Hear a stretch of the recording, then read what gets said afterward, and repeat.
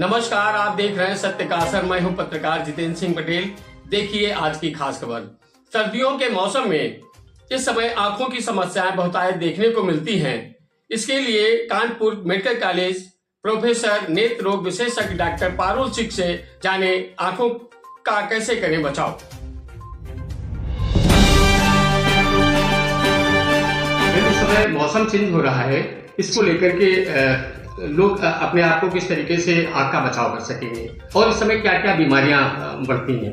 जी देखिए, जब ये मौसम चेंज होता है, सर्दी गर्मी और गर्मी सर्दी, जब भी ये मौसम का ट्रांजिशन होता है, इस टाइम बहुत सारे बैक्टीरियाज और वायरसेस हैं जो एक्टिवेट हो जाते हैं। तो एक तो ये चीज़ है, तो इसमें कई बार वायरल केरेटाइटिस या समटाइम्स कंजंक्टिवाइटिस ये सब स्प्रेड होता है। तो पेशेंट को अगर आँख में लाली हो, दर्द हो, पानी आए या कुछ आँख में किरकिरापन लगे तो डॉक्टर को दिखाएं और ख़ुद मेडिकल स्टोर से दवाई लेके अपना इलाज ना करें। दूसरी चीज़ ये है कि इस टाइम जैसे कि हम सब न्यूज़ में भी सुन रहे हैं, प्रदूषण का जो वो है बहुत ज़्यादा है। इस टाइम प्रदूषण बहुत ज़्यादा है। तो हम ये जो फॉग देख रहे हैं, ये जो कोहरा देख रहे हैं, ये बेसिकली स्मॉग है।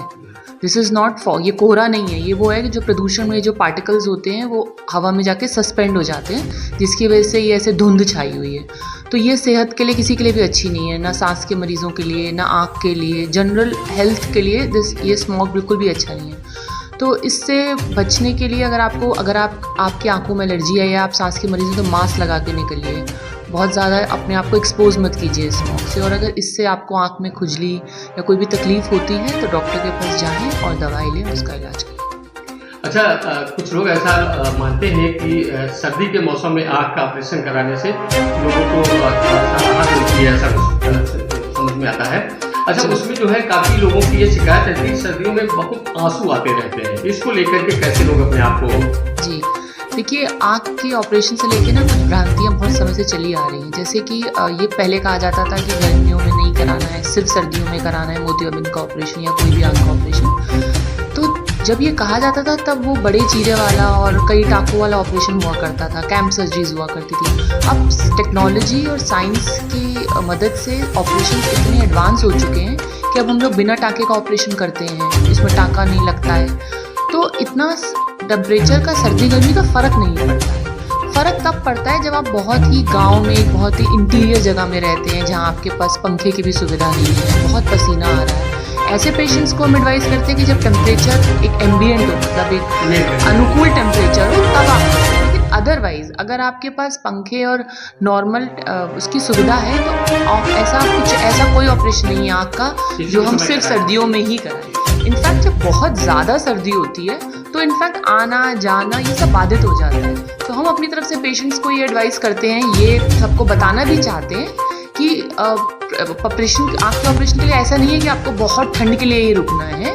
आप कभी भी कराइए, जब ज़रूरत हो तब कराइए। इनफैक्ट इस वजह से जब पेशेंट बहुत टाइम तक रुका रहता है तो कई बार वो कॉम्प्लिकेटेड हो जाता है। मोतियाबिंद आपको कराना है, अब आप इंतज़ार कर रहे हैं कि मैं बहुत ठंड पड़ेगी तब कराऊंगा, उसकी वजह से मोतियाबिंद बहुत बार पक जाता है, उससे कुछ समस्याएं पैदा हो जाती हैं। पेशेंट को भी परेशानी होती है और जो डॉक्टर ऑपरेशन करता है उसके लिए भी परेशानी है। तो जब ज़रूरत है तब कराइए। मौसम का इतना ज़्यादा अब कोई बचा नहीं है।